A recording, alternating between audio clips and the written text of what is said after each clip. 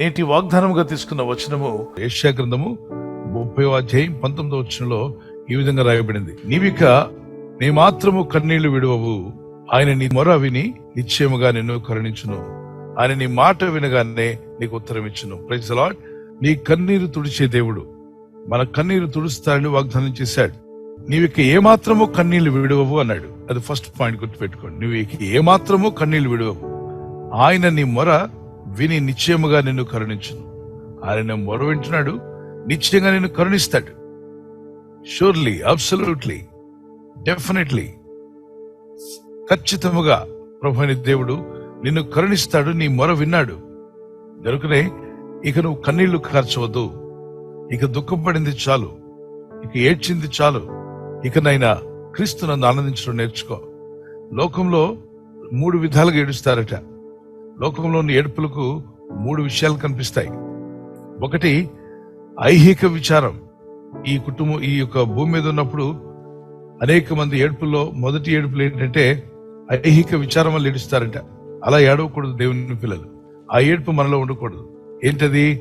ఐహిక ఏడుపు అన్నప్పుడు ఇహలోక సంబంధమైనటువంటి ఆ వాటిని నేను పొందలేకపోయానే అని ఇతరులతో కంపేర్ చేసుకుంటారు.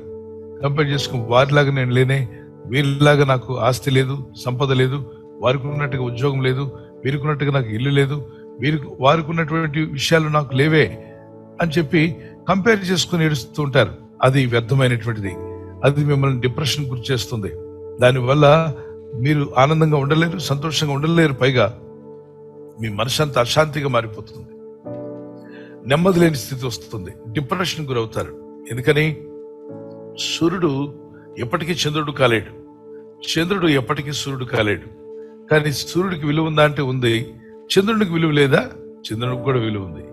ఎవరు విలువ వారే కలిగి ఉన్నారు. అలాగే సూర్యుడు తన టైంలో తాను ప్రకాశిస్తున్నాడు, చంద్రుడు తనకిచ్చిన సమయంలో తాను ప్రకాశిస్తున్నాడు. సో ఖచ్చితంగా మీకంటూ ఒక టైం ఉంది. మీ టైంలో మీరు ప్రకాశిస్తారు. మీ ప్రకాశానికి కూడా విలువ ఉంది, మీ జీవితానికి కూడా విలువ ఉంది. దైవ చిత్తానుసారమైన దుఃఖం 2 కొరింథీ పత్రిక 7వ అధ్యాయం 10వ చదువుతున్నాను. 2 కొరింథీ చాప్టర్ 7:10. దైవ చిత్తానుసారమైన దుఃఖము రక్షణార్థమైన మారు మనసును కలుగు చేస్తుంది. Very good. ఇది దేవుని చిత్తానుసారంగా ఏడ్చేది. దేవుడు చెప్పిన విషయాలు నాలో నెరవేరలేదే, ప్రభువా నీకు ఇష్టంగా బ్రతకాలి, నా కుటుంబం మారాలి, నా బిడ్డల రక్షణలోకి రావాలి, నా జీవితం నీ మార్గంలో ఉండాలి అని యవనస్తులైతే నా ఫ్యూచర్ అంతా కూడా నీ వెలుగుతో నన్ను నింపు ప్రభువా, నీ మార్గంలోని స్థిరపరచము అని ప్రార్థించేది దైవ చిత్తానుసారమైన దుఃఖం. ఈ దుఃఖము మీకు మేలు కలిగిస్తుంది, రక్షణార్థమైన మారు మనసునిస్తుంది, ఆత్మీయ ఆనందాన్ని ఇస్తుంది, దేవునితో మిమ్మల్ని ఒకటి చేస్తుంది, ఐక్యపరుస్తుంది. మీరు ప్రభు ఇచ్చినటువంటి ఆనందంతో ముందుకు సాగి వెళ్ళగలరు. ఇది దైవ చిత్తానుసారమైన దుఃఖము, మారు మనసు పొందుకోవడం. జక్కయ్య చెట్టు దిగి వచ్చాక ఏడ్చే ప్రభు దగ్గర పాపాలు ఒప్పుకున్నాడు. దానివల్ల ఏం కలిగింది? జక్కయ్య నీ ఇంటికి రక్షణ వచ్చిందన్నాడు ప్రభు. మరి ఆ పాపాత్మల స్త్రీ మనశ్శాంతి లేక ఆత్మహత్య చేసుకుని చనిపోదాం అనుకున్నటువంటి ఆవిడ ప్రభు ఉన్నారని తెలిసి ఆ ఇంటికి పరిగెత్తుకుంటూ వచ్చి ప్రభు వారు వాక్యం చెప్తూ ఉండగా ఆయన పాదాల మీద పడి ఏడ్చి కన్నీళ్లు కార్చింది. లూకాసు వార్త 7వ అధ్యాయం 37 నుండి 48వ వచనం వరకు. ఆమె బహుగా దేవుని ప్రేమించింది కనుక ఆమె విస్తారమైన పాపములన్నీ కూడా క్షమించబడి ఉన్నవి అని రాయబడింది. దైవ చిత్తానుసారమైన దుఃఖము రక్షణార్థమైన మారు మనసును కలుగజేయను. అది హైలైట్ చేసుకోండి. ఈ మారు మనసు దుఃఖం పుట్టించదు. అంటే దేవుడిచ్చే ఈ యొక్క మారు మనసు ఏదైతే నువ్వు పొందుకుంటావో ఇంకా అక్కడ నువ్వు ఏడవడం మానేస్తావు. ఎందుకని? పాపాలు ఒప్పుకున్నప్పుడు ఏడుస్తావు, జీవితం మారాలనుకున్నప్పుడు ఏడుస్తావు, దుఃఖం వస్తుంది. కానీ ప్రార్థన చేస్తూ ఉండగా పరిశుద్ధాత్మ ఆనందంతో నింపబడతావు, పాపాలు క్షమించబడతాయి, శాపాలు కొట్టివేయబడతాయి, ఇంకెప్పుడు ఆనందంగానే ఉంటావు. ఈ చుట్టూ ఉన్నవారంటారు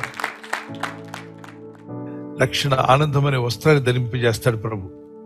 మరి మీ యొక్క దుఃఖమునకు ప్రతిగా ఆయన మీకు ఏమిస్తా అంటున్నాడు? ఆయన ఆనందాన్ని దయచేస్తా అన్నాడు. ఆనంద తైలం. దుఃఖమునకు ప్రతిగా దేవుని సన్నిధిలో దుఃఖించి ప్రార్థిస్తే మీకు దేవుడు ఏమిస్తా అంటే ఆనంద తైలంతో నింపుతాడు. మీ హృదయం పొంగి పొర్లుతూనే ఉంటుంది. ఆనంద తైలంతో మీరు నింపబడుదురు గాక. ఈ ఉదయకాల ప్రార్థనలో ఎందరైతే దుఃఖంతో ఉన్నారో మీ దుఃఖము పటాపంచులై గొప్ప ఆనంద తైలంతో మీరు నింపబడుదురు గాక. బూడిదకు ప్రతిగా పూదండం ఇస్తాడు. బూడిదేంటి, పూదండం ఏంటి? చూడండి, పూల దండ ఇస్తారు కదా, పూల దండ వేస్తూ ఉంటారు. పెళ్లిళ్ళలో లేకపోతే పెద్దవాళ్ళు ఎవరిని వచ్చినప్పుడు సన్మానిస్తున్నప్పుడు ఆ పూలతో అల్లినటువంటి దండ తీసుకొచ్చి మెడలో వేస్తారు. బూడిదైపోయింది నా జీవితం అంటున్నావా? ప్రభుత్వంలో ప్రార్థన చేయి, నీ జీవితం సన్మానించబడే జీవితంగా మారిపోద్ది. పలువురు వచ్చి నిన్ను సన్మానించే రోజు రాబోతుంది. నువ్వు అంటున్నావు నా జీవితం బూడిదైపోయింది ప్రభు అని, కానీ ప్రభు చేపట్టుకో. ప్రభువా, నా జీవితం నీ చేతిలో పెడుతున్నాను, నా కుటుంబాన్ని నీ చేతిలో ఉంచుతున్నానయ్యా, నీ సహాయం కావాలి, ఇదిగో నా పరిస్థితి విధంగా ఉందని మొరపెట్టి ప్రార్థించి కన్నీళ్లు గరిచినప్పుడు దేవుడు మీ జీవితాన్ని, బూడిదగా ఉన్న జీవితానికి పూదండం ఇస్తా అంట. హానర్, ఘనతను ఆయన నీకు లేనటువంటి ఘనతను దేవుడు ట్రై చేయబోతున్నాడు. దాని తర్వాత దుఃఖమునకు ప్రతిగా ఆనంద తైలము. దుఃఖంతో ఉన్నావు కానీ ఆనంద తైలాన్ని నీకు ఇవ్వాలని ప్రభు ఆశపడుతున్నాడు. నీ జీవితంలో దుఃఖం అంతా తీసివేయబడుతుంది. Praise the Lord. ఎంతో మంది, ఎందరో మీ కుటుంబంలో ఉన్నటువంటి మీ వ్యక్తిగత అవసరాలు అయి ఉండొచ్చు, కుటుంబ అవసరాలు అయి ఉండొచ్చు, అది ఏదైనా కావచ్చు. వాటి కొరకు ఏడవకండి. దేవునితో నడవాలి. నేను దేవునికి దూరం అయిపోయానే, నా కుటుంబం దేవునికి దూరం అయిపోతుంది, ప్రభు నేను నీకు దగ్గరగా రావాలి, నీతో నేను నడవాలి, నీ చేతిలో చేయి ఉంచి నీ చేయి పట్టుకుని నడిచే వ్యక్తిగా నేను ఉండాలని ఎప్పుడైతే మీరు ప్రార్థిస్తారో, ఆయన చేతిలో అంటే ఆ బలవంతుడైనటువంటి శక్తి గల దేవుని చేతిలో మీ చేయి ఉండడం అది మీకు గొప్ప ఆశీర్వాదం కదా. మీరు ఇక్కడ నుండి ప్రయాణం చేస్తున్న మీ ఆత్మీయ యాత్ర అంతా కూడా ఆయన మీతోనూ మీరు ఆయనతోనూ ఉంటారు కనుక ఏ దిగులు ఏ చింత వచ్చినా ఆయనే సరిచేస్తాడు. ఏ శ్రమలు, ఏ కష్టాలు, ఎలాంటి శోధనలు, ఈ జీవిత పయనంలో ఎన్నో సుడిగుండాలు వస్తూ ఉంటాయి, తప్పనిసరిగా నువ్వు జయిస్తావు. మరి అనేకమైన కెరటాలు ఎగిసి పడుతూ ఉంటాయి, వాటిని కూడా నువ్వు జయిస్తావు. తుఫానులు ఎదురవ్వచ్చు, వాటిని కూడా నువ్వు జయిస్తావు. కష్టాలు, బాధలు, ఇబ్బందులు ఎన్నన్నా కావచ్చు, అపవాది ఎన్ని తీసుకొచ్చినా వాటన్నిటిలో పై చెయ్యి నీదే కాబోతుంది. కారణం పైన ఉన్నవాడి చేయి పట్టుకున్నావు కాబట్టి. ఈ చిన్న పల్లవి పాడుకుందాం. ప్రభు స్తుతిస్తూ అర్థం చేసుకుంటూ పాడదాం. నా ప్రార్థన వినువాడా, నా కన్నీరు తుడచువేవా, సమాధానమిచ్చుదేవా. స్తోత్రం యేసయ్యా, స్తోత్రం యేసయ్యా. నా ప్రార్థన వినువాడా, నా కన్నీరు తుడచుదేవా, సమాధానమిచ్చుదేవా. స్తోత్రం యేసయ్యా, స్తోత్రం యేసయ్యా.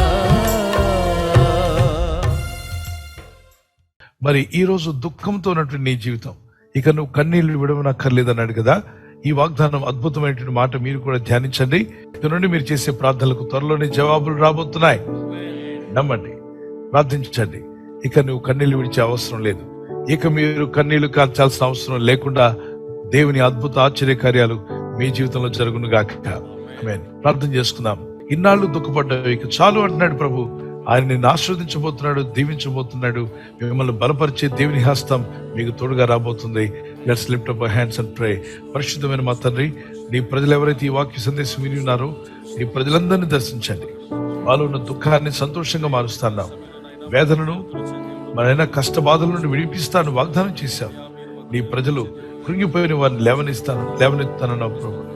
సమస్యలను వారికి బలాభివృద్ధినిస్తాన్నావు. కనికరం గల మా తండ్రి, మీ దయ, మీ ప్రేమ నీ ప్రజల మీద బలంగా దిగివచ్చును గాక. ఈరోజు ప్రార్థించి ప్రయత్నించబోతున్న శంకుస్థాపన అయిన, గృహప్రవేశమైన, ఒక బిజినెస్ ప్రారంభిస్తున్నా, ఉద్యోగ ప్రారంభానికి వెళ్తున్నా, ఒక మంచి కార్యక్రమాన్ని ప్రారంభిస్తుండగా, నేను వారి బిడ్డల వివాహం కొరకు ప్రయత్నాలు చేస్తుండగా, వారు చేస్తున్న ప్రయత్నాలు ఫలించలాగున మీ దూతలుగా ఆజ్ఞాపించండి. ఎవరైనా హాస్పిటల్లో ఉన్నా, ఐసీయూలో ఉన్నా ప్రభు, ఎవరైతే సీరియస్ కండిషన్ లో ఉండి బాధపడుతున్నారో వారికి యేసు నామములో స్వస్థతను అనుగ్రహించండి. కృంగిపోయిన వారిని లేవనెత్తండి. మీ గాయపడిన హస్తమును చాపి వారికి ఉన్న సకల రోగాల నుండి విడుదల ఇచ్చేయి. వారిని లేపి నడిపించడాన్ని సాక్షులుగా నిలబెట్టుకోండి. ఈ ఉదయకాలం ప్రతి రోగి యేసు నామములో స్వస్థత నొందునుగాక. తండ్రి, ఈ దినం ఎవరైతే ప్రయాణమై వెళ్ళబోతున్నారో, అది రైలు మార్గమైనా, ఆకాశ మార్గమైనా, బస్సుల్లో, వాహనాల్లో ఎక్కడ ప్రయాణం చేస్తున్నా, రోడ్డు మార్గంలో ఏ వాహనంలో వారు ప్రయాణం చేస్తున్నా, నీ ప్రజలకు కాపాడే దూతలను పంపండి. కన్నీళ్లు విడువవు అన్నావు తండ్రి. అవును, ఈ వాగ్దానం మా పట్ల నెరవేర్చండి. మా మనవి మీరు ఆలకించారని, మమ్మల్ని నిశ్చయముగా ఆశీర్వదించబోతున్నారని, కరుణించబోతున్నారని మీ వాక్యం సెలవిచ్చింది. మీరు ఇచ్చిన మాట యథార్థమైనది. ఆకాశం భూమి గతించిన నీ మాటల్లో పొలుసున్న తప్పిపోదు. ఆశ్చర్య అద్భుత కార్యములు నీ ప్రజల్లో జరిగించి నీ ప్రజల్లో ఉన్న సకల దుఃఖాలు, వేదన, బాధ నుండి విడిపించి బలపరిచి నీ సాక్షులుగా నిలబెట్టుకోమని యేసుక్రీస్తు వారి పరిశుద్ధ నామములో అడుగుచున్నాను పరలోకపు తండ్రి. ఆమేన్, ఆమేన్. God bless you. మీ దుఃఖం సంతోషంగా మారును గాక. ఆమేన్. బర్త్డే జరుపుకున్న happy birthday to you. Many more returns of the day. God bless you. మీకు వాగ్దానము కీర్తన 128 2వ వచనం, blessings and prosperity will be yours. ఈ వాగ్దానం మీకు నెరవేరాలని ప్రార్థిస్తున్నా. నీవు ధన్యుడవు, నీకు మేలు కలుగును. God bless you with this promise. ఈ బర్త్డే రోజున మరి ఎన్నో బర్త్డేలు జరుపుకునేటువంటి సహాయం ప్రభు మీకు ఇచ్చి ఆయన సాక్షులుగా మిమ్మల్ని వాడుకును గాక. God bless you. ఎవరైతే యానివర్సరీ జరుపుకుంటారో many more returns of the day. God bless you. భార్య భర్తలని మీ ఇద్దరి మధ్యలో ఐక్యత, ఏక మనసు, లవ్ అండ్ ఎఫెక్షన్ ఇంక్రీజ్ అవును గాక ప్రార్థిస్తున్నాం. యెషయా 26:12 వచనం, Isaiah 26:12, lord have also done all our works in us. నీవు మా పక్షము నుండి మా పనులన్నిటినీ సఫలపరచదు. మన పక్షంగా ప్రభు ఉండి కార్యాలు చేస్తాడు. మీ పక్షంగా, మీ కుటుంబ పక్షంగా, మీ బిడ్డల విషయంలో, మీ కుటుంబ విషయంలో, మీ సంతానం విషయంలో ప్రభు మీ పక్షంగా ఉండి ఆయన మేలు చేసి మిమ్మల్ని స్థిరపరచును గాక. ఆమేన్. ఈ వాగ్దానాన్ని అందరికీ షేర్ చేయండి. ఈ ఛానల్ మీరు సబ్స్క్రైబ్ చేసుకోవడం వలన 2 పనులు జరుగుతున్నాయి. ఒకటి, సువార్త జరుగుతున్నది, ఆత్మలు రక్షించబడుతున్నాయి. రెండవది, పేదలకు, అనాథలకు ఈ ఛానల్ ద్వారా సహకారం అందించడం జరుగుతుంది. మనం సబ్స్క్రైబ్ చేసుకోవడం వలన అందరికీ సహాయం చేసిన వారమవుతున్నాం. ఖచ్చితంగా ఈ యూట్యూబ్ ఛానల్ ను సబ్స్క్రైబ్ చేసుకొని బెల్ బటన్ ను క్లిక్ చేయండి. మీకు వెంటనే మెసేజెస్ పంపబడతాయి.